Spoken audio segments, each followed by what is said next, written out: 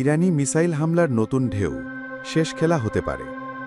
এক ইসরায়েলি বিশ্লেষক বলেছেন, ইরানের পরপর মিসাইল হামলাগুলো হয়তো তাদের এন্ড গেম অর্থাৎ শেষ ধাক্কা হতে পারে। ইসরায়েলবাসীকে বোমা শেল্টারে থাকার নির্দেশ। ইরান থেকে আসা একের পর এক মিসাইল হামলার ফলে ইসরায়েল সরকার নাগরিকদের বোমা শেল্টারে থাকার নির্দেশ দিয়েছে। নিরাপত্তা পরিস্থিতি এখনও চরম উত্তেজনাপূর্ণ।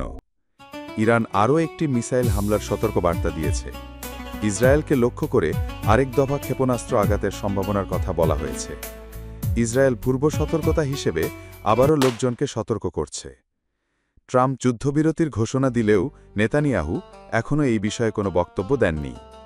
চতুর্থ ধাপে মিসাইল হামলার সতর্কবার্তা। ইসরায়েল চতুর্থ দফায় মিসাইল আক্রমণের সতর্কতা দিয়েছে, যার মানে হল ইরান এখনও আক্রমণ চালিয়ে যাচ্ছে। আইআরজিসি, ইরানি রেভলিউশনারি গার্ড, এখনও কিছু নিশ্চিত করেনি।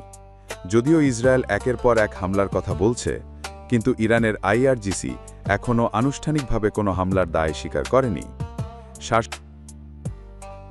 ইরান এখনও হামলা চালাচ্ছে এবং এটিকে শেষ আঘাত বলেও মনে করা হচ্ছে। যুদ্ধবিরতির ঘোষণা এলেও বাস্তব পরিস্থিতি পুরোপুরি উল্টো। মিসাইল হামলা চলছে। ইসরায়েল আতঙ্কে নাগরিকদের আশ্রয়ে থাকার নির্দেশ দিয়েছে। রাজনৈতিক নেতৃত্ব যেমন নেতানিয়াহু নীরব, কিন্তু সামরিক